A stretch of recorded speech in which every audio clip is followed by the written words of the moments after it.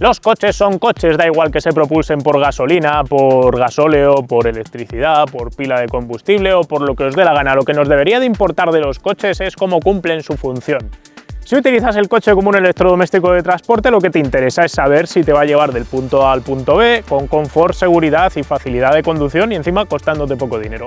Y si eres un aficionado a powerar, probablemente sea porque te gusta conducir. Entonces hay que meterle otra capa de exigencia al coche y esa exigencia va a tener que ver con pasárselo bien al volante, conducirlo por una carretera de curvas bonita, disfrutar de su tacto, de las sensaciones.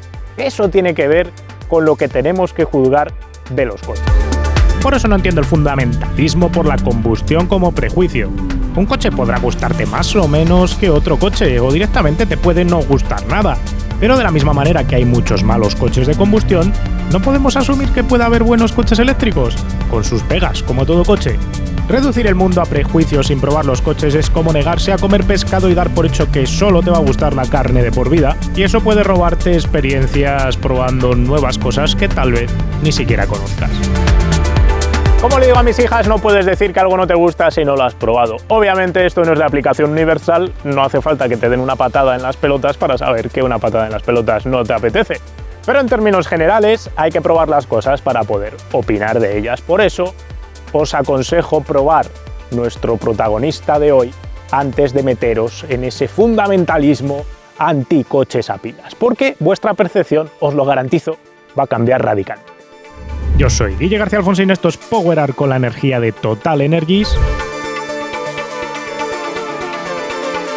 Y esta es la prueba del Porsche Taycan Turbo Cross Turismo.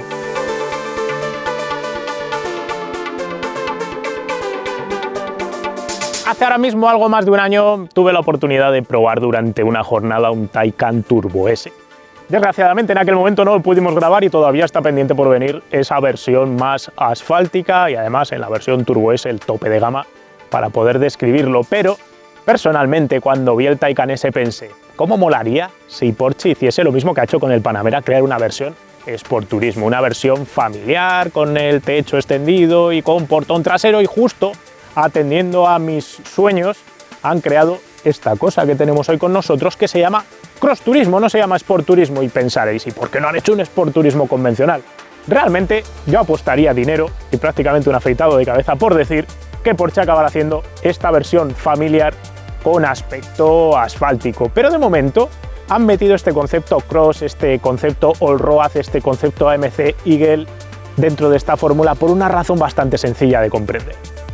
Vamos a ir por partes. El Taycan es una berlina de 4 puertas de 5 metros de largo, más baja que un Panamera, que es también un poquito más largo. Podríamos decir que si el Panamera es la alternativa deportiva de Porsche a un Serie 7 de BMW, el Taycan es la alternativa a un Serie 5 o un M5. Y luego saltamos a la variante Cross Turismo, que tiene portón posterior en lugar de tapa de maletero, 130 litros extra de cubicaje en el maletero y una suspensión de aire comprimido con regulación de altura activa que es capaz de darle 30 milímetros extra de altura libre al suelo respecto al Taycan convencional. La lógica aplicada por Porsche en este tipo de coche es que el que se compra las carrocerías familiares suele tener un estilo de vida sport, como le llaman, un estilo de vida activo. ¿Y qué quiere decir eso de estilo de vida activo? Suele ser gente que le gusta ir a hacer bici de montaña, le gusta ir a esquiar o le gusta ir a hacer surf. Y normalmente este perfil de usuario, para acceder a la playa, para acceder al bike park, para acceder a la pista de esquí, necesita un coche que se pueda meter por un pequeño camino de tierra sencillito o de grava, con algún bachecillo y tal, que probablemente no cosa tan bien con el típico concepto de berlina ultra baja, rebajada de suspensión que va tocando con los bajos todas esas pequeñas piedras. Por eso encaja también la idea del cross, la idea de un coche con altura regulable libre al suelo, con una cierta capacidad de meterse en esos barrizales o en esas zonas nevadas con hielo para poder cumplir esas necesidades del cliente de llegar a esos sitios especiales para desarrollar sus actividades deportivas de fin de semana. Porsche no ha inventado nada aquí, lo más parecido que puedes pensar es el típico Audi All-Road, pero es que tampoco fueron los de Ingolstadt los que inventaron este concepto, ya que puedes retroceder bastante más en el tiempo y acabar viendo el AMC Eagle como coche clave que atrajo este concepto. Si bien a pesar de que esto parece una idea bastante soportada por los estudios de mercado, la realidad es que también va a haber un montón de clientes que le guste más la estética camperizada del coche que el hecho en sí de luego meterlo por caminos de tierra, que muchos de ellos, sinceramente, nunca meterán este coche por nada que no sea un camino asfaltado. Sea como fuera, os puedo asegurar que habiendo trabajado dentro de la otra parte de la industria y habiendo visto estudios de mercado de berlinas familiares, lo cierto es que todo el que compra familiares suele tener cierta predilección por este estilo de carrocería y este formato de uso más all-road. Así que yo personalmente le veo el sentido marketingiano a lanzar la versión familiar con este aspecto todoterrenoide.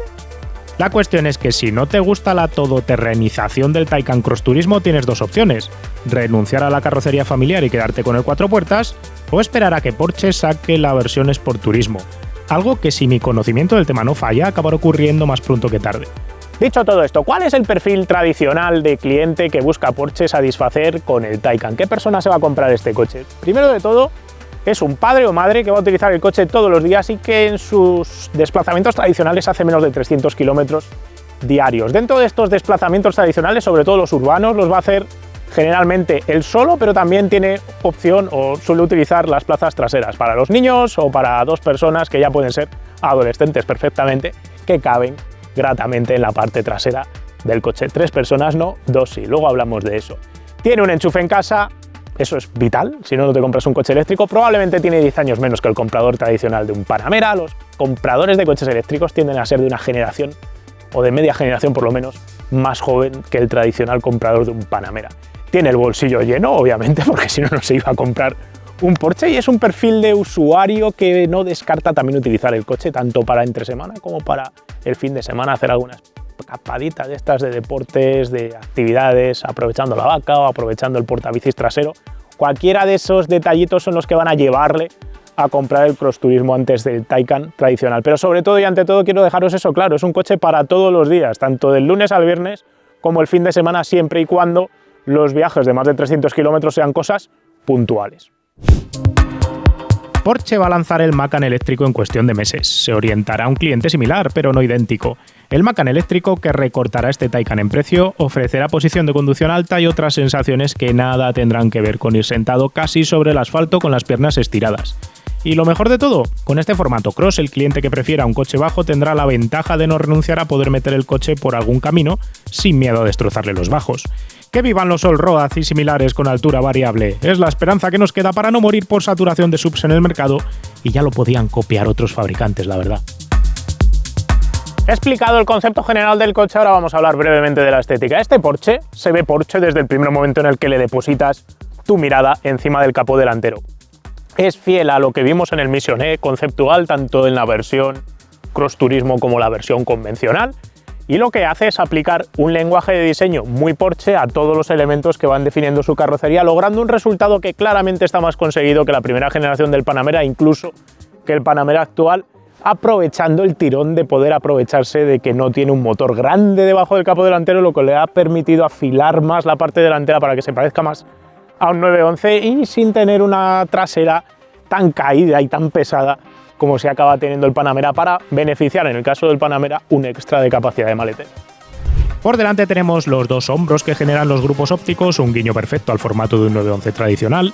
Los grupos ópticos son rectangulares en lugar de circulares para conseguir ese juego moderno necesario para el coche.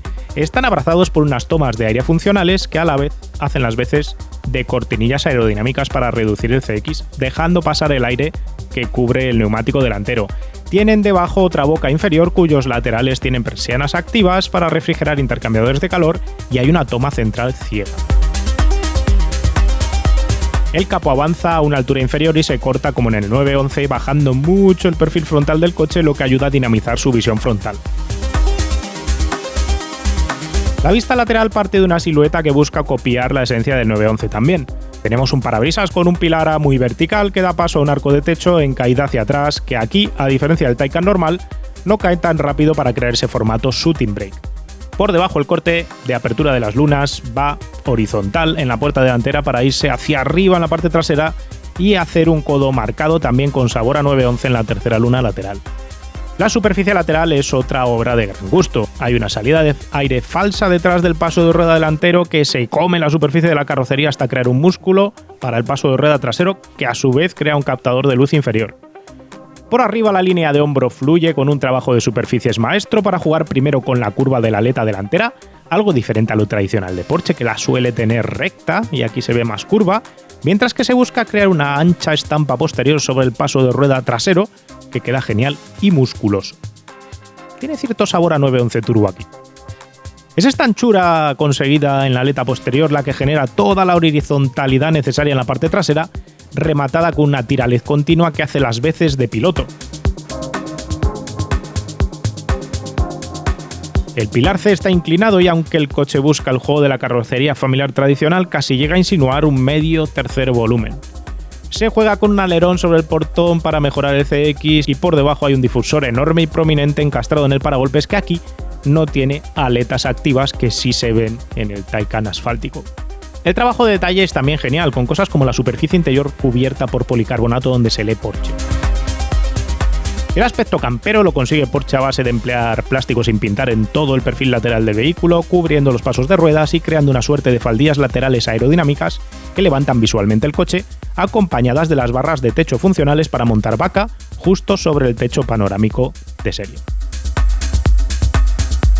Bien, en términos generales, que a mí me parece un coche espectacular y además me parece muy conceptual y por primera vez en mucho tiempo una aplicación directa de un concepto que llevamos mucho tiempo viendo por parte de los fabricantes tantear.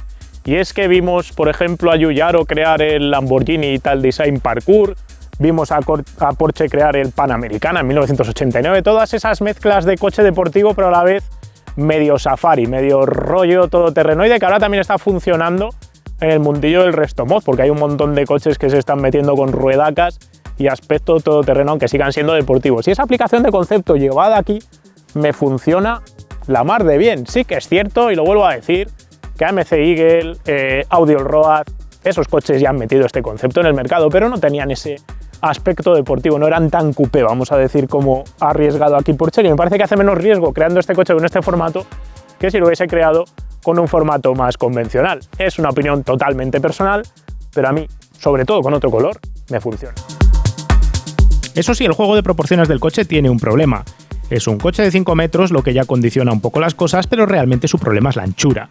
Mide 1967 milímetros de ancho, con la suerte de que los retrovisores no salen demasiado por los lados. El tema es que por esta anchura salvaje meterse por ciertos parkings subterráneos puede suponer un problema. El coche tiene eje trasero direccional, por lo que gira bastante más de lo esperado con un coche de esta batalla, aunque siguen siendo 12 metros los que necesitas de diámetro para poder girar en una misma calle entre bordillos. Pero la sensación de estar a punto de tocar con los bordillos de la acera izquierdo y derecho al mismo tiempo en las acerillas que te rodean en un parking estrecho es algo que realmente no mola y a lo que hay que acostumbrarse. Vamos, que hay que ir pensando dónde te vas a meter antes de meterte, no vaya a ser que no quepas. Por dentro es un Porsche y se siente un Porsche, así que tiene muchas cosas buenas, además de que está muy bien pensado porque el coche se acaba de encender solo, tiene esa misma idea de sentarse y arrancar que tienen los Teslas o los ID3 de Volkswagen. Como os decía, es muy Porsche por dentro para casi todo lo bueno y solo tiene un pequeño detalle, tiene una concesión a los tecnócratas de la que vamos a hablar después, que ya os podéis imaginar por dónde va. Puesto de conducción, volante, todo lo demás, tiene el volante redondo, el mismo volante del 911 y a mí me encanta porque tiene el diámetro adecuado, el agarre adecuado, no tiene ninguna cosa plana ni rara que nos moleste, buenos mandos físicos en el volante, bastante resumidos, tiene menos botones que otros coches y hay algunas funciones que las tienes que tirar del sistema de entretenimiento, pero me parece mejor así, simplificar el combo exacto que 27.000 cosas. El selector de modo de conducción lo tenemos aquí anidado en el propio aro. Y luego, visibilidad y todo lo demás, pues como tenemos los pilares A bastante verticales, tenemos muy buena visibilidad hacia adelante. Donde está la cosa un poquito más complicada es hacia atrás, en parte por los pilares C, que son bastante gruesos, en parte porque el ventanuco posterior, visto por el retrovisor, también es bastante pequeño, pero todo esto lo acaba solventando por la visión cenital que tenemos cuando estamos echando marcha atrás gracias a las cámaras que rodean el coche, así que esa parte, vamos a decir que se solventa ella solita. Los asientos son unas butacas que de serie agarran bien, son deportivas, tienen bastantes reglajes eléctricos, no son las que nos han dejado en esta unidad las tope de gama, las opcionales deportivas, y eso a mí me hace notar un pequeño detallito, y es que se me queda un poco ancho el respaldo y como no tiene regulación del cierre de los pétalos laterales, pues le echo un poco en falta que me agarre un poco más la espalda, así que yo ahí tal vez apostaría por pedir los asientos deportivos opcionales que valen un pastizal, no me acuerdo cuánto, así que lo vamos a poner aquí encima, Pero bueno, si ya te has metido en comprarte un Taycan Cross Turismo Turbo, no creo que eso vaya a ser un problema, sinceramente. Una cosa curiosa a comentar que me había dejado antes de decir es que dentro de lo que es la posición de conducción vas sentado con las piernas estiradas tipo deportivo y bastante bajo respecto al suelo del coche, pero no tan bajo respecto al propio asfalto. Y es que, a diferencia de otros Porsches más deportivos, aquí tienes todo el tocho de batería separándote tu culo de lo que es el propio asfalto y de lo que es la propia base de la carrocería. Tenemos un porrón de pantallitas, la primera al cuadro de instrumentos sin visera delante de nuestros ojos que puede mostrar información convencional o el mapa del sistema de navegación. Da igual cómo le dé el sol o si llevas gafas polarizadas, siempre se ve bien y te hace olvidar el head-up display que no está y no hace falta. Tenemos luego el sistema de infoentretenimiento tradicional de Porsche, tiene toneladas de menús y no hay botones físicos para manejarlo. Te haces a él aunque algunas cosas cuestan encontrarlas más que otras. Aquí o pagas o no tienes compatibilidad con Android Auto, por cierto, curioso en un coche de este precio. El derroche llega con la instalación de una pantalla táctil adicional delante del pasajero para que pueda enredar con la música, ver la velocidad a la que va, qué fuerzas G se están generando. Y bueno, es interesante y común, pero no sé si necesario. Los problemas llegan con decisiones difíciles de entender. Entre ambos asientos, los botones se han dejado a un lado para integrar una superficie táctil que no es la mejor solución ergonómica que podía tomar Porsche. Tiene respuesta áptica, así que cuando aprietas suena y además notas como si estuvieses apretando la pantalla, así que esa parte la tiene un poco más conseguida. Y tenemos aquí una especie de touchpad que cruje como si fuese el del portátil para ir seleccionando cosas en el sistema de infoentretenimiento. Pero que es que os digo una cosa, a mí esto no me funciona como en los mandos físicos. Los mandos del climatizador estos que hacían ese clic maravilloso de extrema calidad del 911 Turbo S, eso es lo que yo quiero en un coche de estos. No quiero estas historietas que dirán que son muy configurables y lo que queráis, pero esto es más difícil de atinar cuando vas conduciendo, vas mirando hacia adelante. Cambiar la temperatura va a exigir sí o sí que tengas que mirar esta pantalla para ver dónde estás pulsando. Lo mismo para los asientos calefactados, lo mismo para cualquiera de las opciones que te dan aquí, como es subir o bajar el volumen, que bueno, lo va a hacer el pasajero porque tú tienes el mando del volumen aquí en el propio radio del volante y eso se solventa. Además, esta pantallita tiene un problema y es que a medida que el coche lleva horas encendido, si llevas 2 horas conduciendo y vas a acercar la mano aquí, esto está calentísimo. Se calienta como una pantalla de ordenador, una pantalla de televisor, así que deja de ser agradable incluso estar toquiteando. Yo no sé, sinceramente, conociendo a la gente de Porsche como la conocemos, cómo esto ha llegado a producción sin cambiar y poner los mandos físicos. Me imagino que más pronto que tarde volverán a su ser Klaus y compañía, los responsables de ergonomía, y recuperarán mandos físicos. Recemos por ello. Las plazas traseras en este Cross Turismo son buenas, tienen más altura que el Taycan normal, altura como para no representar un problema a ningún adulto, tenemos espacio para los pies gracias a un remetido en la batería embebido por Porsche, aunque no podemos colar los pies por debajo del asiento delantero. Es un 2 plazas atrás, aunque tiene cinturón para en caso de necesidad sentar a alguien en medio. Los pasajeros disfrutan con su propia climatización independiente de 2 zonas y un montón de luz que entra por el techo panorámico que está suficientemente tintado para no resultar molesto en ninguna circunstancia. Hay salidas USB-C escondidas justo debajo del asiento central y con todo tengo que decir que es más angosto que un Panamera aquí atrás, pero si fuese niño me encantaría viajar aquí dentro sin duda.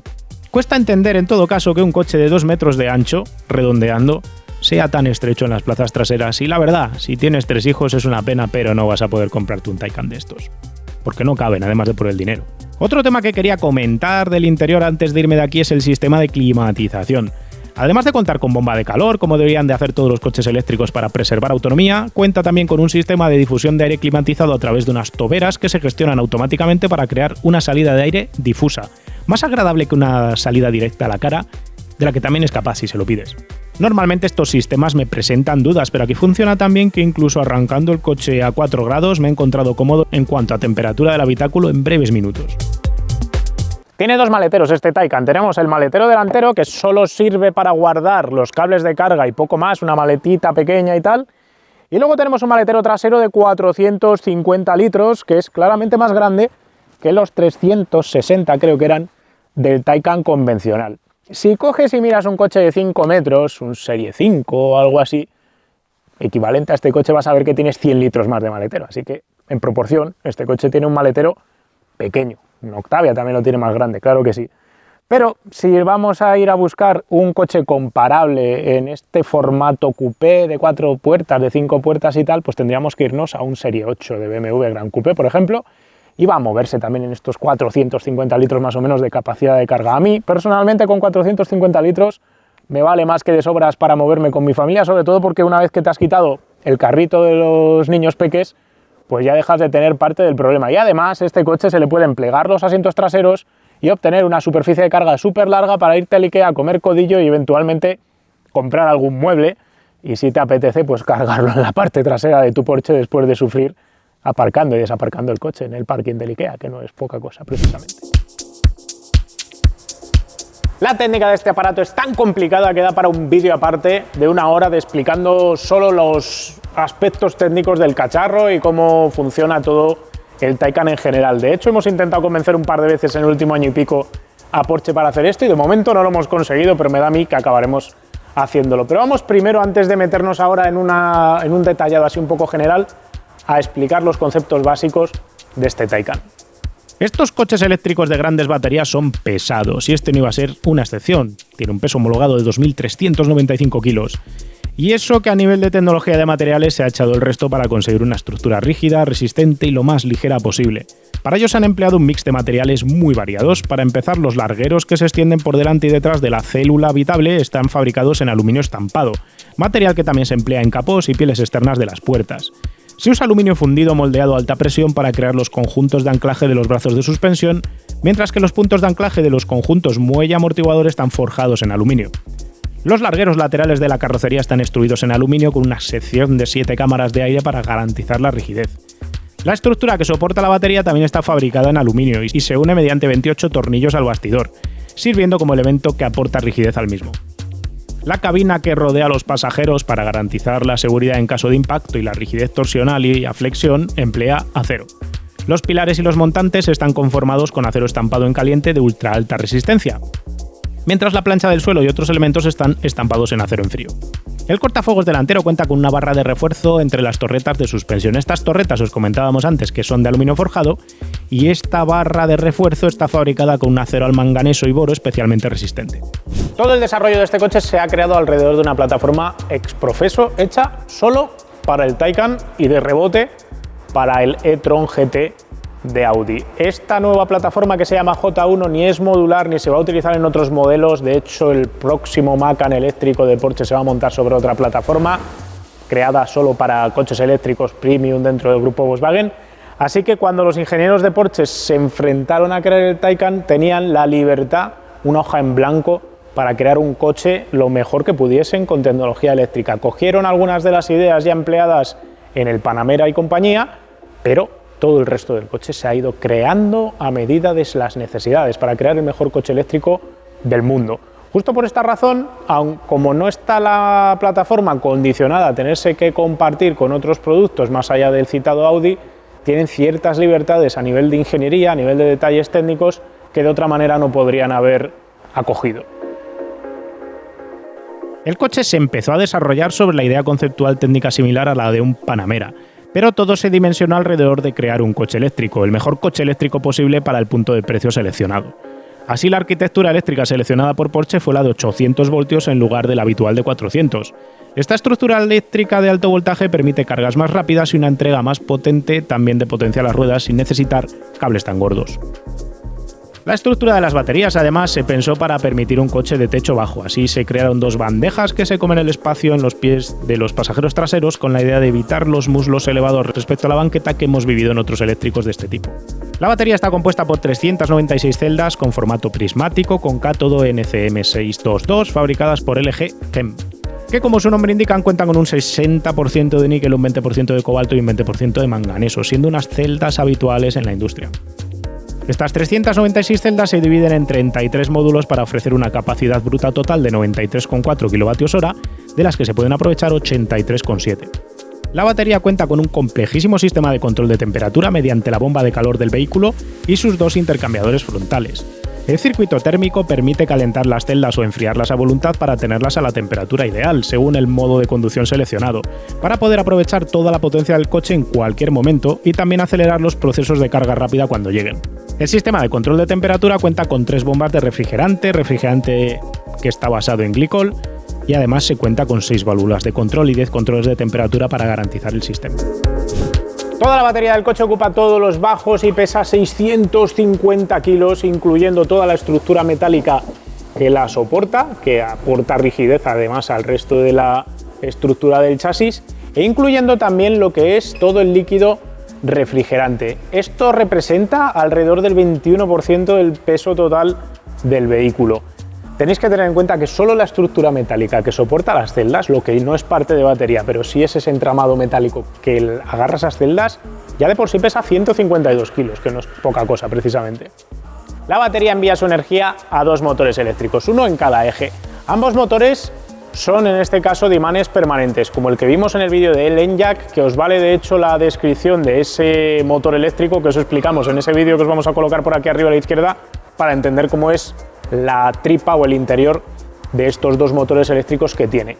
Una de las cosas curiosas de estos motores empleados por el grupo Volkswagen es que utilizan, en vez de hilo de cobre, horquillas sólidas, lo que le permite meter más cobre alrededor del rotor central donde están los imanes permanentes clavados. El motor delantero, que obviamente no vemos nada más allá de los palieres que sobresalen por ahí, está colocado aquí, debajo de esta tapa, de este cubrecárter, le vamos a llamar, aunque no tenga cárter el coche.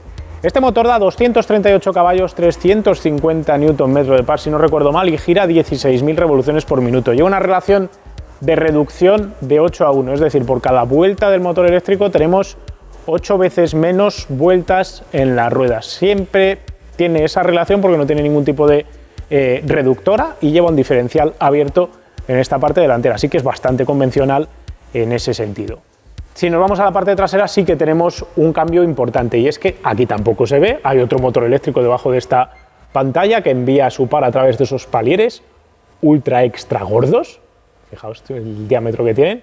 Y este motor eléctrico sí que tiene una curiosidad porque no es un motor eléctrico con una relación de transmisión fija. Y es que este motor es capaz de mandar su giro en una relación de 8:1 a las ruedas traseras, la misma relación que hemos visto en el tren delantero, o una relación más corta cuando estás acelerando en los modos Sport o Sport Plus, a través de la cual lo que se consigue es más aceleración. Es decir, cuando vamos despacio, a poca velocidad, y aceleramos a fondo en los modos Sport o Sport Plus, el coche tira desde atrás con una relación más corta que la que tiene en el tren delantero, lo que hace que tenga más par en las huellas traseras, empuje más fuerte el coche hasta que luego cambia de relación, un cambio automático que prácticamente no se nota, se llega a percibir ligerísimamente y también hay un cambio de sonido, pero prácticamente es despreciable, y es entonces cuando ya tiene la relación larga que le permite alcanzar los 240 km por hora que tiene de velocidad punta este aparato. El motor de atrás tiene 455 caballos y 550 Nm de par. Las cifras de par que os he dado, los 550 de aquí, los 300 delante, no 350, que lo he dicho antes mal, están multiplicados por la relación de transmisión que os he comentado. Así que habría que tomar como referencia que ese par lo estamos midiendo en el eje del motor. Ambos motores están obviamente refrigerados por líquido, como está también la electrónica de potencia. Otra de las curiosidades es que aquí también hay, es que no vemos nada, es una lástima, aquí también hay un diferencial autoblocante. ¿Es un diferencial de rampas y discos, podríais pensar? No. ¿Es un diferencial Torsen? Tampoco. Es un diferencial de bloqueo controlado electrónicamente, es decir, cuando hay cierta diferencia de giro entre las ruedas traseras, entre las dos, se bloquea para que el eje trasero funcione como un eje rígido, así que a efectos de sensaciones es como uno de rampas y discos, con la única diferencia de que esa cantidad de bloqueo la genera la electrónica. De esa manera, mezclando el finísimo control de entrega de par que tiene para generar control de tracción con ese bloqueo a voluntad por parte de la electrónica del eje trasero, este coche consigue bajar todavía mejor la potencia al suelo de lo que podría hacer un coche eléctrico con diferencial abierto convencional. Y ahora os voy a hablar del tren rodante de las suspensiones, que al menos esto sí que lo podemos ver. Delante y detrás tiene el mejor sistema posible que se puede tener a nivel de suspensiones, es decir, tenemos un sistema de doble triángulo superpuesto, veis ahí arriba uno, abajo el otro, con los dos brazos fabricados, los dos triángulos fabricados en aluminio forjado, con una mangueta también fabricada en aluminio forjado. Fijaos qué maravilla de pieza, ver esto es maravilloso. Hasta los tirantes de la dirección están fabricados en aluminio forjado. Por encima tenemos un conjunto de muelle y amortiguador que en realidad es un cojín de aire comprimido, es un sistema neumático que permite hacer las veces de amortiguador, de muelle, perdón, es el elemento elástico aire comprimido, lo que nos permite gestionar cambios de altura, cambios de rigidez del muelle, y luego por dentro tiene trabajando un amortiguador de paso variable que tiene distintos programas con distintas durezas en función del tipo de conducción que estemos haciendo, así que podemos modificar si queremos el amortiguador más duro, más blando, si lo estamos utilizando en conducción off-road puede liberarse un poco más. En el tren trasero tenemos lo mismo, tenemos un sistema multibrazo con un triángulo inferior, también aluminio forjado, tenemos mangueta de aluminio forjado, todos los brazos, los 5 brazos que controlan el movimiento de las ruedas son de aluminio forjado, reduciendo muchísimo la masa no suspendida, y luego por encima pues más de lo mismo. Amortiguador y muelle que están en paralelo, el amortiguador, como lo podéis ver, está ahí por fuera, y luego el muelle es un cojín de nuevo neumático que funciona con aire comprimido, lo que permite subir y bajar la altura y cambiar la dureza del sistema. No son las únicas cosas curiosas que lleva el coche, las estabilizadoras, no las vamos a poder ver, pero funcionan mediante esa barra de reacción que se puede ver por ahí, que lo que hace es mover un motor eléctrico que funciona a 48 voltios. En función de la resistencia que pone ese motor eléctrico tenemos más efecto de estabilización delante y detrás. Se juega con esas estabilizadoras activas en los dos ejes para controlar el extra de peso. Y otra cosa curiosa que lleva este coche es que lleva dirección activa en el tren trasero, así que el brazo que controla la convergencia en el eje trasero se puede mover, y de esa manera a la hora de moverse podemos controlar cuál es la convergencia del eje trasero. Dice Porsche que esto puede girar hasta 2,8 grados en ambos sentidos, así que cuando estamos haciendo maniobras con el coche despacio, para aparcar el coche o lo que sea, pues giran en la dirección contraria a las delanteras, reduciendo el radio de giro que se queda, diámetro de giro, perdón, que se queda en 12 metros, que no es poca cosa, pero para un coche con esta batalla y esta longitud, pues siempre es una mejora. Y luego cuando vamos rápido, giran en el mismo sentido que las ruedas delanteras para inducir un poquito más de estabilidad en el paso por curva. Los frenos merecen atención aparte. Los enormes discos son de fundición gris, pero están recubiertos con carburo de tungsteno, con discos de 410 mm delante y 365 mm detrás. Los delanteros los muerden pinzas de 6 pistones, mientras que los traseros están mordidos por pinzas de 4. Solo el Turbo S emplea frenos carbonocerámicos reconocibles por la pinza amarilla. Por cierto, como buen eléctrico, el coche regenera electricidad en las frenadas y tiene para sí la capacidad de crear hasta 290 kilovatios de potencia en frenada, una cifra realmente elevada comparado con lo habitual en el sector. Pero tal y como veremos luego, el coche tiene para sí el que probablemente sea el mejor tacto de pedal de freno de un coche eléctrico que haya en el mercado actual. En total, el Cross Turismo Turbo tiene para sí 680 caballos en sus 4 ruedas. La relación peso-potencia es de 3,5 kg por caballo, pero te puede llevar a confusión al considerar que tal vez no sea tan rápido como otros coches que hemos probado. Al medir este coche, solo aparatos como el 911 Turbo S y alguna cosa más lo han podido batir. Este coche hizo el 60 a 100 en 1,6 segundos y el 80 a 120 en 1,9. Creo que no puedo explicarte bien lo que suponen estas cifras, pero sí puedo llegarte a decir que te duele el cuerpo cuando repites una y otra vez este tipo de aceleraciones.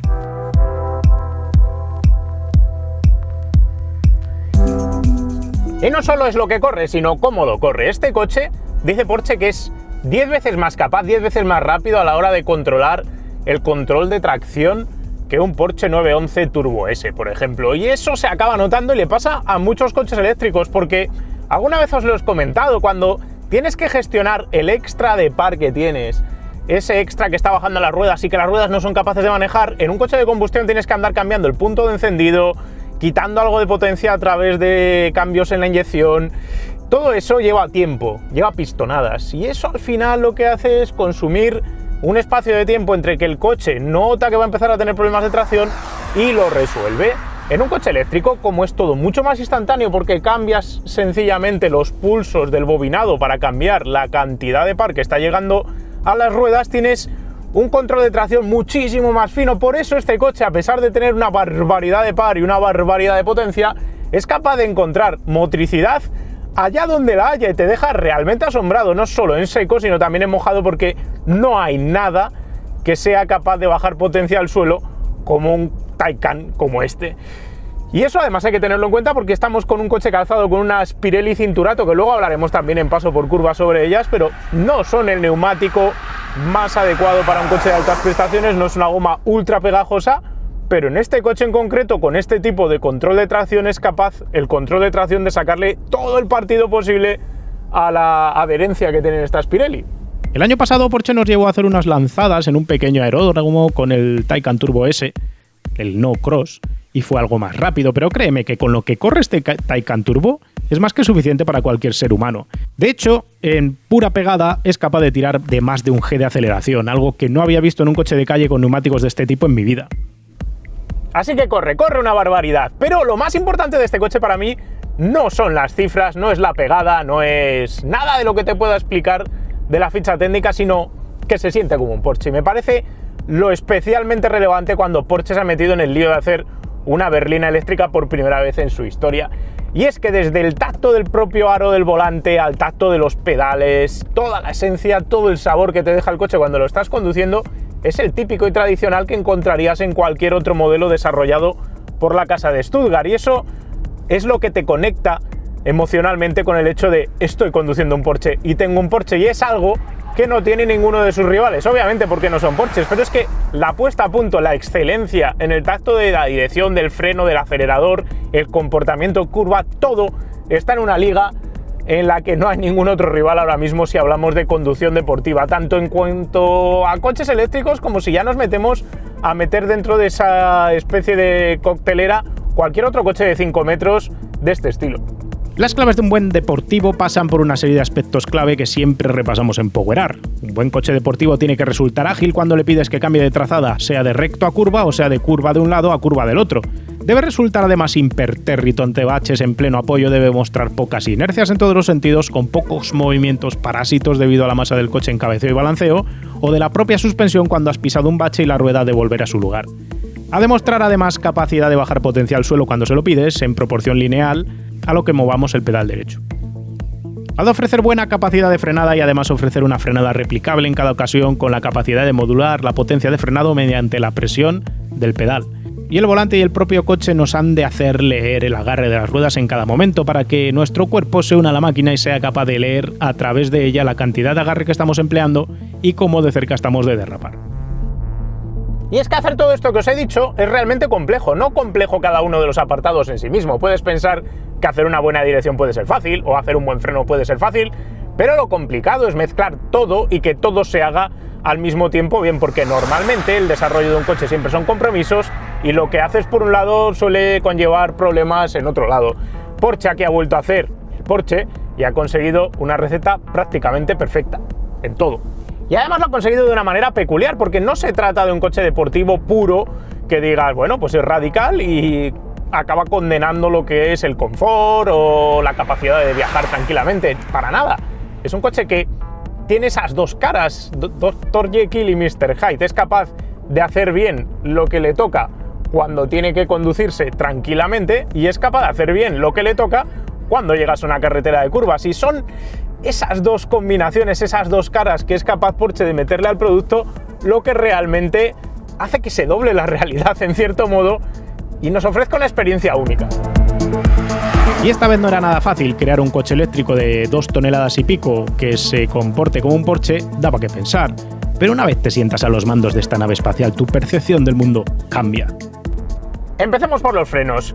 Los frenos en los coches eléctricos hemos encontrado todo tipo de sistemas a la hora de jugar con la regeneración, pero Porsche ha ido a lo sencillo, se ha olvidado de las levas, algo que me parece todo un acierto, y ha colocado aquí un botón en el radio del volante que nos permite seleccionar sin regeneración, con regeneración o la regeneración automática. La idea de la regeneración automática es que en circulación, en tráfico, en carretera, el coche va leyendo si va a haber unas rotondas, va leyendo si hay un coche delante y va cambiando la cantidad de regeneración, que eso está muy bien cuando estás conduciendo tranquilamente. En cualquier otra condición, sobre todo si vas a hacer conducción dinámica, te pones el modo de regeneración convencional y lo que vas a obtener cuando levantas el acelerador es la retención que esperarías de un coche de combustión tradicional. No muy exagerada, no es como si quitases 5 marchas, pero tienes ese paroncito que te va parando, vamos a decir, la inercia del vehículo. Así que eso, perfecto. Y luego vas con el pie al freno y dices, voy a frenar aquí, ¡pamba! Y en cuanto mueves el pedal, encuentras un pedal que es el mejor pedal de freno que he probado en un coche eléctrico. Así de sencillo. Tiene las características tradicionales de un pedal de freno de Porsche. Sí que tiene un poquito más de recorrido vago antes de empezar a frenar, pero una vez que lo has vencido, que ahí tal vez es donde más regeneración vas a trabajar. Una vez que has vencido esa parte de recorrido, te encuentras el típico pedal de freno de Porsche, es decir, durito y muy fácil de modular. Es decir, puedo coger y apretar más, hacer más fuerza, no más movimiento, sino más fuerza, frenará más el coche, y después puedo descargar la fuerza progresivamente para ir metiendo volante y girar el coche. El típico pedal que te permite hacer frenada regresiva. Si no sabéis lo que es frenada regresiva, algún día hacemos un vídeo de eso, pero seguro que podéis encontrar alguna referencia por internet explicando de qué va eso. Creo que alguna vez incluso os lo he explicado. La clave aquí de todo esto es que hace justo lo que esperas de un pedal de freno mecánico tradicional. Un pedal de freno de un coche deportivo, el pedal de freno de un 911 Turbo, funciona muy parecido a este freno, y como el coche tiene potencia de frenado y este tacto, te permite tener total confianza en lo que estás haciendo con el pedal de freno, y eso es un puntazo a favor, sobre todo en un coche eléctrico donde tantos problemas hemos tenido a la hora de gestionar esos pedales raros que suelen venir con estos coches. Y es que tienes fabricantes que lo que han hecho es distribuir mucho desplazamiento para conseguir la fuerza de frenado y fiar todo al servofreno de control electrónico, y otros que han puesto un pedal ultra duro, caso de Tesla, que tampoco te permite la gestión de frenada como puedes gestionar en este aparato. Tiene un poco de recorrido vacío, digamos, y luego das con el pedal duro de todo buen Porsche. Aquí ya no gestionas la frenada por recorrido, sino por fuerza en el pedal. Más fuerza igual a más potencia de frenada, en la proporción exacta que esperas. Si quieres hacer frenada regresiva quitando pedal poco a poco, puedes. Si vuelves al freno, frenará exactamente lo mismo de lo que lo ha hecho la vez anterior. ¡Eureka! Y más allá del tema del tacto, luego está el tema de la potencia. La potencia de frenado es brutal. Y lo mejor de todo es que es capaz de gestionarla casi tan bien como el control de tracción en sí mismo. Este coche es capaz de hacer 1,05 Gs de aceleración máxima a la hora de entrar el ABS a funcionar con estas Cinturato, estas Pirelli P7, que ya os decía antes, no son la goma más pegajosa del mundo. Hace saltar el ABS, lo notas además en el pedal, cosa que viene bien para saber que estás al límite de agarre del neumático. Con otros neumáticos más pegajosos, este coche todavía frenaría más. Y con este componente que le han metido a los discos de fundición gris, han conseguido además una resistencia al calentamiento soberbia. Este coche pesa 2,5 toneladas y a pesar de ello ha sido capaz de superar con creces, sin ningún tipo de problema, sin ningún miramiento, todos los test que solemos hacer de frenado a la hora de exigir al circuito para ver si aguanta o no el calentamiento. No hemos encontrado ni uno solo de los problemas, y esa es otra de las típicas características de cualquier buen Porsche. Luego toca inscribir el coche en curva. El Taycan es ancho, muy ancho. Es un coche grande, es pesado también, así que esperas dos cositas. Que en la frenada se hunde bastante de delante y que luego al meter volante tengas esa sensación de clavar demasiado el coche en la rueda delantera externa a la curva, mientras te las ves y te las deseas para meterlo en el sitio. Pero no, lo hace todo mucho más fácil.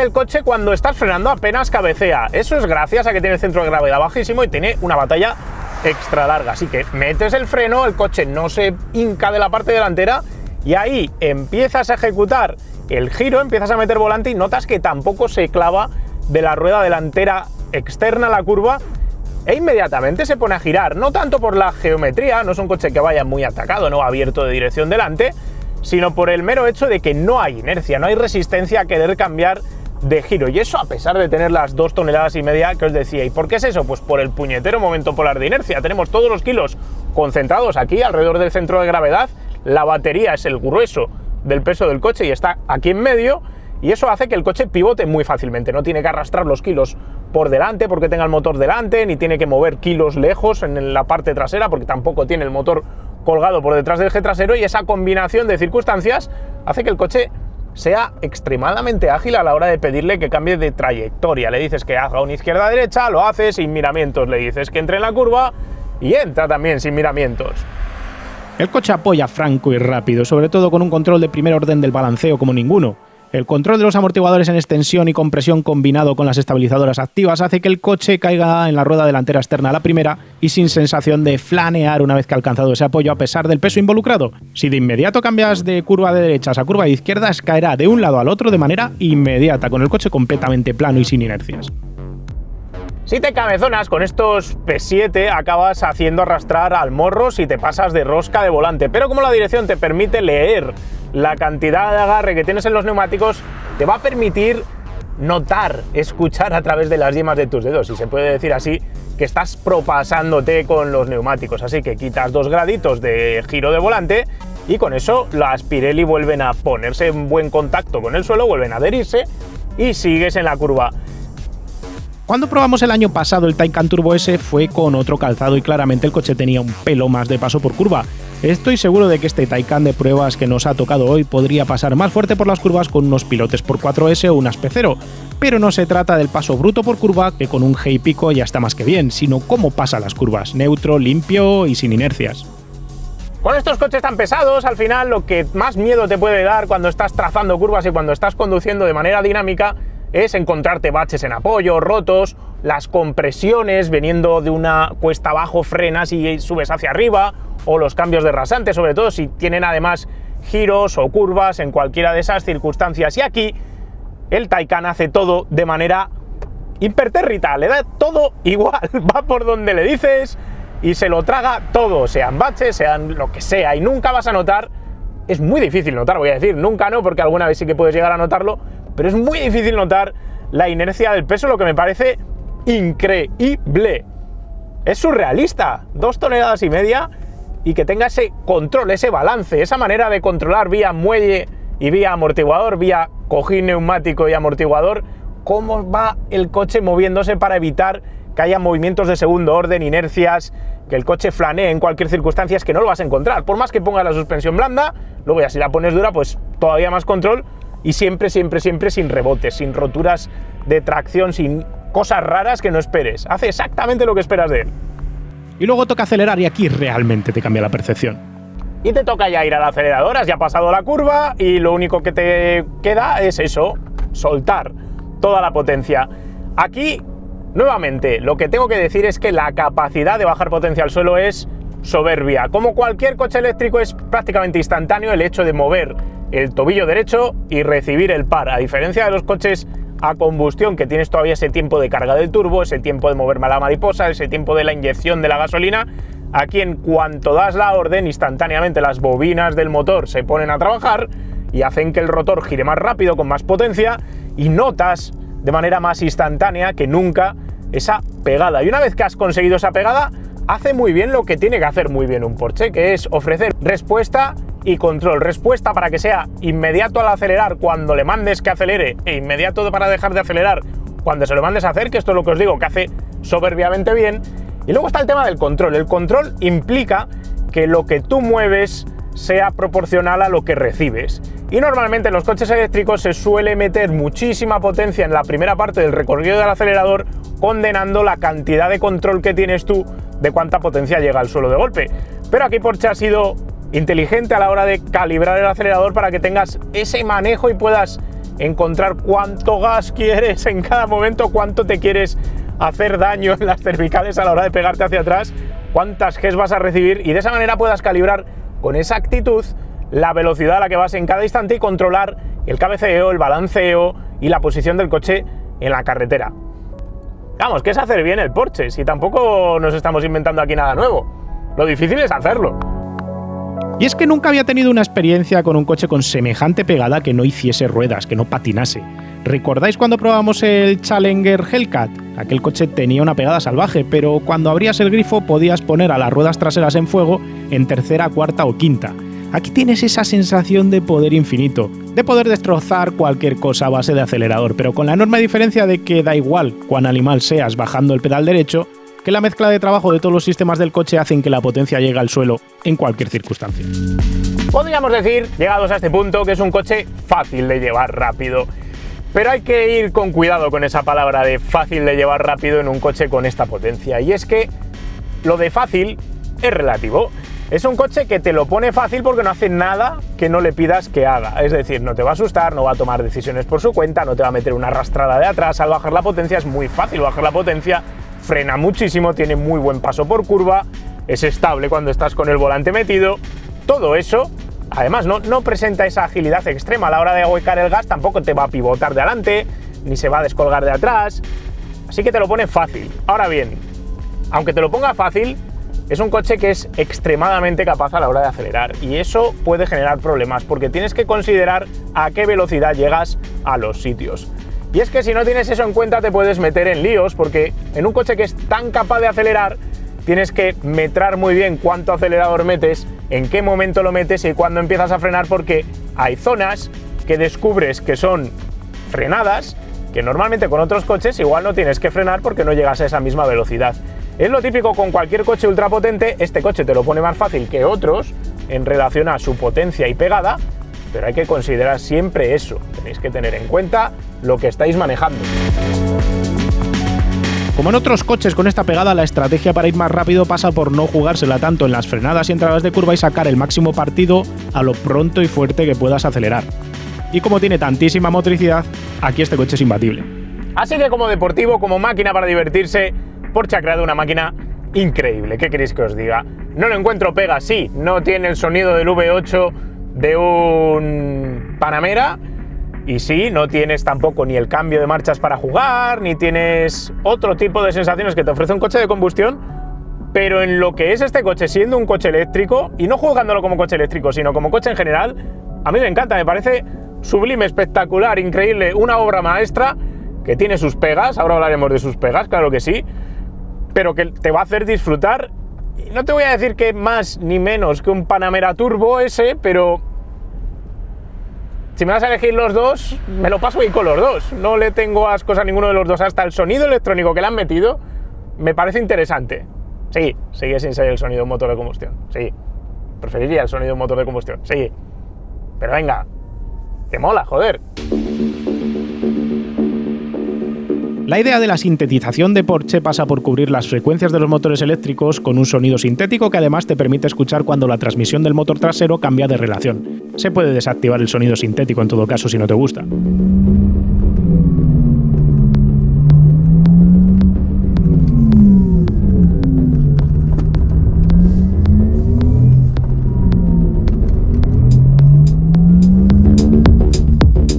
Vamos, que hemos demostrado la cuadratura del círculo. Este coche hace cosas bien que no esperábamos que hiciese bien y tiene una batería lo suficientemente grande para que te vayas el fin de semana a hacer una carretera de curvas como esta y vuelvas a casa sin haberte quedado tieso y sin tener que buscar desesperadamente un enchufe para cargarlo. Pero ahora vamos a valorar la otra parte, la otra mitad del coche que tiene que ver con conducir tranquilamente, que para eso es una berlina y se supone que este coche está pensado para eso también. Como buen eléctrico es súper silencioso, le hemos medido 64 decibelios a 120 por hora, estables. Uno de los coches más silenciosos que hemos medido en Powerar, por tanto, ideal para viajar tranquilo por autovía. El equipo de sonido es genial, como el de climatización, tal y como te decía antes, y el control de crucero adaptativo con regeneración inteligente y mantenimiento de carril funciona mejor que el grueso de los rivales, ya que entiende cuando tienes que pisar incluso la línea divisoria del carril para esquivar algo y te deja hacerlo. En uso más tranquilo, más relajado para ir a trabajar, para ir al cole, para ir a la compra, tiene sus claros y sus oscuros. Los claros, las cosas buenas, es que te ofrece un ambiente ultra relajado, súper tranquilo, con una insonorización genial, una climatización muy conseguida, un ambiente cómodo, agradable, por materiales, por todo lo que te rodea, y además te ofrece una cosa que no es normal en un coche de casi 700 caballos, y es que combina facilidad de conducción en uso urbano como la de un humilde coche de 100 caballos, tu mujer, tu marido, si no están hechos a conducir coches deportivos, no van a tener problemas con este coche, no se van a asustar, salvo que inundan el pedal del acelerador, pero como no lo deberían de hacer, no van a tener ningún problema en usar este coche como podrían usar un Renault Clio o un Zoe si queréis hablar de coches eléctricos. Y además el coste por kilómetro, a diferencia de un coche de gasolina de potencia equivalente, es irrisorio. Este coche, si lo cargas en el enchufe de casa y luego lo usas por ciudad, no gasta nada económicamente en relación a sus prestaciones, sobre todo si lo comparas pues con un Panamera, un Macan o un Cayenne que te dé por usarlo como coche urbanita. Aquí la escala de coste es radicalmente distinta. ¿Dónde están los problemas entonces? Pues lo que os he dicho antes, es extremadamente ancho, casi 2 metros de ancho, y eso según donde vivas, puede representar un problema. En ciudades modernas, nuevas, con parkings nuevos y amplios, no tendrás problema, pero si te metes en un parking de esos que no es necesariamente viejo, sino sencillamente mal pensado, con columnas estrechas, vas a empezar a sudar tinta negra, tinta de calamar. Yo lo he pasado realmente mal con este coche, metido en un parking de un Corte Inglés que tenía dos paredes estrechas cerradas entre sí, y realmente te da la sensación de que vas a rozar el coche por los dos lados, como tantos otros coches anchos de Porsche. El Panamera le pasa algo similar, pero es que no esperas que un coche pensado para el día a día pues tenga ese condicionamiento. Vamos, que es un coche que vale para todo, para disfrutar el finde, para hacer tu rutina diaria. Pero ¿dónde está entonces el problema? ¿Cuál es el elefante en la sala? La autonomía y la derivada de la infraestructura de carga. Y es que este coche es gastón, incluso cuando conduces tranquilo. Bajarle de 26 kilovatios hora cada 100 kilómetros es complicado. Incluso en ciudad yendo despacio, bajar de 22 es difícil, por más que intentes recuperar energía en las frenadas. Y eso va a castigarte con una autonomía entre recargas que difícilmente supera los 300 kilómetros en el mejor de los casos. Usándolo día a día, es raro que te pases de los 300 kilómetros, y cargándolo en casa, sobre todo si instalas un cargador de 7 kilovatios, pues no debería de representar un problema para cubrir tu día a día. Pero si vas a hacer viajes largos, ahí es donde empieza a complicarse la cosa, porque vas a tener que empezar a buscar cargadores cada 300 kilómetros o menos para enchufar el coche, y aunque este coche es capaz de cargar a más de 200 kilovatios de potencia, es decir, carga rápido de verdad, tienes que encontrar cargadores de esa potencia, que es algo que hoy por hoy en España sencillamente no tenemos, en abundancia por lo menos. Si tu rutina diaria es de menos de 200 kilómetros, seguro que los 300 que tienes entre recargas te dan igual, y aunque te vayas a hacer curvas el domingo, no te vas a quedar sin pilas si arrancas la jornada con la batería llena. El problema está en el apartado de versatilidad si pretendes usar el coche para todo e irte de vacaciones con él. Si tienes suerte y das con un cargador Ionity en ruta, podrás cargar el 50% de tu batería en 10 minutos, y si estás 20 minutos parado, en teoría deberías de llegar al 80% de carga de la batería. Así que los 540 primeros kilómetros de tu viaje los puedes completar con 20 minutos parado. Habida cuenta que en una gasolinera ya pierdes 10 o 15 minutos, tampoco veo aquí gran problema. Si damos por bueno que vas a encontrar cargadores rápidos con la potencia necesaria para cargar este coche al ritmo del que es capaz, puedes cubrir 1000 kilómetros parando 3 veces 20 minutos, es decir, una hora total de parada recargando por cada 1000 kilómetros que quieras cubrir. No me parece una ida de olla, teniendo en cuenta que para hacer 1000 kilómetros pues vas a tener que descansar, pero claramente es más lento hacer esos 1000 kilómetros de lo que lo harías con un Panamera a velocidades legales en España por esa ruta. ¿Cuáles son los otros dos problemas que te puedes encontrar? Primero, que no vas a encontrar cargadores de ese tipo y de esa potencia en España hoy por hoy en el grueso de las rutas. Sí que vas a encontrarlos para hacer un Madrid-Barcelona, pero por ejemplo si quieres hacer Madrid-Coruña, que esto es el típico viaje que siempre os pongo de ejemplo, pues ahora mismo no hay ningún cargador de más de 100 kilovatios en la ruta de acceso público. Tienes los de Tesla, que hoy por hoy no puedes enchufar estos coches, así que estás condenado, porque vas a acabar cargando a 50 kilovatios y con el gasto de este coche va a eternizar el viaje hasta límites insospechados. Una cosa es que hagas ese viaje una vez al año y te da un poco más igual, porque si vas de vacaciones 2 veces, pues bueno, pues te paras y ya está, tampoco pasa nada. Pero si esa es tu rutina habitual, este coche no vale para eso, de la misma manera que no vale tampoco para ir por una autobahn a 200 por hora todo el rato, porque en cuanto pasas de 120, 130 el consumo se dispara tanto que no te sale a cuenta tener un coche eléctrico para ese tipo de uso. Y en esas circunstancias, si quieres seguir teniendo la experiencia Porsche, hoy por hoy no hay nada como un Panamera. ¿Cuál es la alternativa a medio plazo? Pues hombre, meter más baterías en un coche de este estilo es prácticamente inviable, no tiene sentido, además por peso, por infraestructura, por 1000 razones. Por tanto, me temo que o vemos pilas de hidrógeno aplicadas a este tipo de perfil de producto para sustituir al Panamera de autobahn de 400 kilómetros a 200 por hora, o va a ser muy complicado ver una solución a pilas que sea capaz de ofrecer ese rendimiento. Si eso no es un problema para ti porque no haces cruceros de 200 por hora, 300, 500, 1000 kilómetros, pues entonces olvídate del problema, este coche encaja perfectamente. Vamos, que si lo que buscas de tu Porsche es una berlina para la autobahn a velocidades altas para cubrir largas distancias, el Panamera sigue siendo tu opción predilecta, ya que el Taycan no es capaz de cubrir ese tipo de uso. Ni el Taycan, ni ningún otro eléctrico de baterías, me temo. Por cierto, si te preguntas si el aparato es capaz de hacer conducción off-road, bueno, hay unos planos muy chulos en el material promocional de Porsche mostrándolo en todo tipo de arenanes y barrizales, pero una mirada profunda en la documentación del coche habla de que este coche está hecho para una conducción off-road soft. Vamos, blandita, suave. Te están diciendo ya los de Porsche que no te metas en un lío.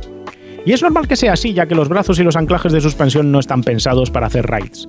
Así que subes la suspensión y podrás aprovechar sus mejores ángulos y sobre todo su excelsa capacidad de encontrar tracción para pasar por cualquier sitio con el que pasarías con un SUV convencional, con el extra de la comodidad que te da la suspensión neumática.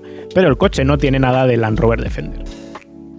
Este coche es una obra maestra de la ingeniería, es la demostración perfecta de lo que es capaz de hacer Porsche a la hora de hacer coches con motores colocados justo donde debe, porque si ya habíamos visto que colocando el motor mal en el 911 Turbo S hace unos meses había creado un coche increíble, pues cuando les das ya libertad de colocar los pesos donde se debe, pues obviamente tenía que salir algo maravilloso. No hay ningún coche tan bien hecho equivalente a un Taycan, no hay otro eléctrico que funcione igual de bien, que se comporte igual de bien. Hay otros que tienen más autonomía, hay otros que son más eficientes, claro que sí, pero este coche cumple exactamente lo que Porsche se había planteado cumplir con él y es una demostración de capacidad y de lo que se puede llegar a hacer con un coche a pilas. Obviamente, como os digo, tiene sus puntos débiles también. Personalmente no entiendo la idea de los mandos táctiles del interior que se calientan y son difíciles de atinar. Por otro lado, en un coche tan ancho como para meterte en problemas cuando te metes en parkings, luego abres atrás y descubres que no solo no puedes poner 3 ISOFIX en paralelo, sino que es un 4 plazas estricto, lo cual fastidia un poco si pretendes usarlo con más de 4 personas. Y luego está el tema que hemos comentado del consumo y la autonomía. Pero con sus pegas, si cumples los parámetros del cliente objetivo del Taycan, si tienes el dinero, el enchufe en casa y no haces más de esos 300 kilómetros que comentábamos hace un ratito, me parece que es una compra maravillosa y además no hay otra alternativa, os lo repito, en el mercado. Podréis pensar en el Tesla Model S, yo hace más de 2 años y medio que no cojo un Model S, habría que probar ahora el del restyling, pero no tiene estas aptitudes dinámicas, ni este comportamiento, ni este enfoque de pasárselo bien y de cumplir como cumple Porsche en cada uno de sus mandos, en cada uno de sus tactos, en cada una de sus respuestas. El e-tron GT de Audi es el hermano gemelo de este coche, un poquito más barato y habría que probarlo para poder dilucidar cuánto se pierde en ese trasiego de la puesta a punto Porsche respecto a la puesta a punto Audi, si es que hay pérdida o hay cambio en el enfoque. Pero sin probarlo, ahí no me voy a tirar a opinar mucho más. Yo diría que si tengo esa tesitura de comprarme una berlina eléctrica de estas dimensiones en esta tarifa de precio, este es el coche a comprarse, sin ninguna duda. ¿Podría mejorar el coche en cuanto a autonomía? Podrías pensar que bastaría con clavar una batería más grande, pero no. Meter más batería comería espacio habitable, incrementa el peso y sinceramente no creo que le falte tamaño a la batería. ¿Podríamos hablar entonces de eficiencia? Pero es que para que el coche sea más eficiente seguramente se pierda respuesta y eso es un peaje que no se alinea a mi juicio con los valores Porsche tradicionales. Y ahora vamos a hablar de precios, me voy a quedar aquí la chuleta para no liarla. Este coche cuesta 160.000 euros pelado, luego le tienes que meter equipamiento opcional para terminar de afinar y en lo del equipamiento opcional se te va a ir un dinero porque Porsche suele pelar bastante los coches y cosas como el Android Auto para que sea compatible tu coche con el teléfono Android, pues son de pago aparte y luego hay otras cosas como el predictor de autonomía integrado en el navegador que te permite localizar puntos de parada para recargar, para hacer los viajes de un tirón, toda esa cosa inteligente que ya hemos visto por ejemplo en los Teslas o en el Mach-E de Ford, pues eso es no solo de pago, sino que de pago anual, es decir, te tienes que suscribir a ese servicio y Porsche te va a cobrar todos los años por utilizar eso. Volvamos al punto de inicio, 160.000 de base. Te puedes comprar un Taycan Cross Turismo desde 100.000, que es más caro, obviamente, que el Taycan convencional.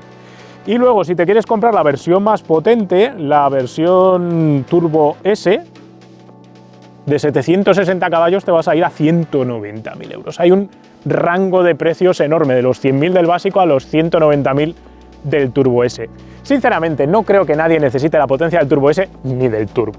Obviamente es adictivo tener la pegada del Turbo y obviamente tener lo más de lo más para el que se compre el Turbo S seguro que es algo que le importa, pero nos vamos a quedar con la espinita clavada y esperamos resolverla pronto de probar el Taycan básico, el de 100.000, para ver hasta qué punto conserva las aptitudes y cualidades de este aparato que tanto nos han gustado sin tener que llegar a la tarifa de este coche.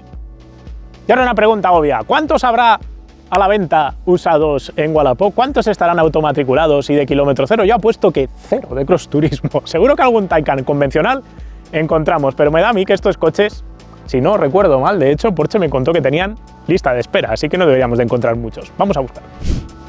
Esta vez no he hecho trampas, así que lo que vais a ver del Wallapop es exactamente lo mismo que voy a ver yo por primera vez. Sigo con mi apuesta de que no vamos a encontrar ningún Taycan Cross Turismo a la venta. A ver, por Porsche Taycan.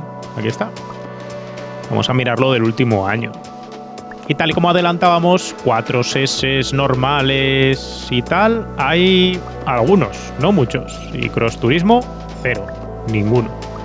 Y es normal que sea así, porque es un coche, ya os digo, que la propia Porsche nos ha dicho que tiene lista de espera. Así que lo que estamos viendo son oportunidades o matrículas, que son automatrículas de coches de demo de concesionario, que los han estado enseñando y ahora los están colocando en el mercado. ¿Dónde está el mayor chollo? Pues nos vamos a quedar con el más barato por verlo.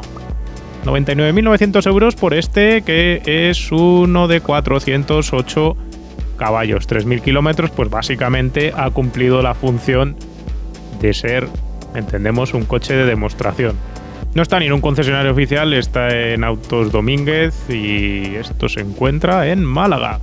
Ya veis que el resto de oferta se mueve por encima de esos 100.000 euros. Puedes encontrar unidades como esta de Porsche Pamplona en 108.800, que no deja de ser una automatrícula de la propia concesión. En sí mismo 5.000 kilómetros, pone aquí reestreno, vamos a asumir que este de 476 caballos es un típico coche de demostración. Vamos, que si quieres uno te va a tocar configurártelo y comprártelo, y en el momento en el que te lo configures y empieces a meter opcionales vas a ver que el precio se dispara bastante por encima de estos 100.000, así que no es tan mala opción buscarte una automatrícula o un coche ya matriculado con pocos kilómetros. La moraleja de este largo vídeo está clara. Porsche ha hecho una super máquina y ha demostrado que se pueden hacer buenos coches a pilas siempre que el perfil de uso que le des se ajusten a lo que te pueden ofrecer las pilas. Este coche sigue sin ser un Taycan. Este coche sigue sin ser un Panamera Turbo, así que no puedes ir, como os he dicho, a 240 por hora a 1000 kilómetros porque no está preparado para ello. Y por la situación actual del estado de la técnica de las baterías tampoco vemos que en un futuro cercano eso vaya a ocurrir. Nos va a quedar la opción de los híbridos con pila de combustible, coches con baterías que utilicen hidrógeno para alimentar esas baterías eventualmente, pero hoy por hoy ni Porsche siquiera está metida en el desarrollo de ese tipo de producto. Así que ese tipo de uso va a seguir siendo territorio exclusivo de coches de combustión hoy por hoy, aunque estén hibridados ligeramente o completamente. Dicho esto, obviamente si no te metes más allá de esos 300 kilómetros, Porsche lo ha abordado con el Taycan, pero también tenemos que factorizar el otro problema que tenemos en España, que es el tema de los cargadores, y es que no podemos hacer todas las rutas que queremos con este coche porque no hay infraestructura de carga en muchas de las autovías y vías principales como la A5, la A4 en España, y eso condiciona que ciertos trayectos sean inviables, no por culpa del coche en sí mismo, sino por la ausencia todavía de cargadores rápidos que obviamente llegarán con el tiempo, pero mientras llegan y no llegan, tal vez puedan condicionar el hecho de decidir a comprar uno de estos coches ahora mismo en lugar de un Serie 3 o un Serie 5 de BMW, por poner dos ejemplos concretos. No tengo nada más que contaros de este aparato. Si queréis preguntarme algo técnico o concreto del coche, lo podéis dejar en los comentarios. Si queréis contarnos qué os parece este aparato, pues también lo podéis dejar en los comentarios. Si os ha gustado el vídeo, dejadnos un me gusta, siempre nos ayuda, compartidlo por ahí, y si no os habéis suscrito todavía y lo queréis hacer para ver más vídeos como este, pues ya sabéis, le dais al botoncito de suscribirse, la campanita va a tener notificaciones, y no tengo nada más que contaros. Cuidaros mucho y nos vemos pronto con otro vídeo de otro coche. Un saludo. ¡Hey! Recuerda que puedes lucir tu amor por PowerArt con las gafas, gorras, camisetas y sudaderas que ha desarrollado Kimoa para nosotros. Las tienes disponibles todas en www.kimoa.com.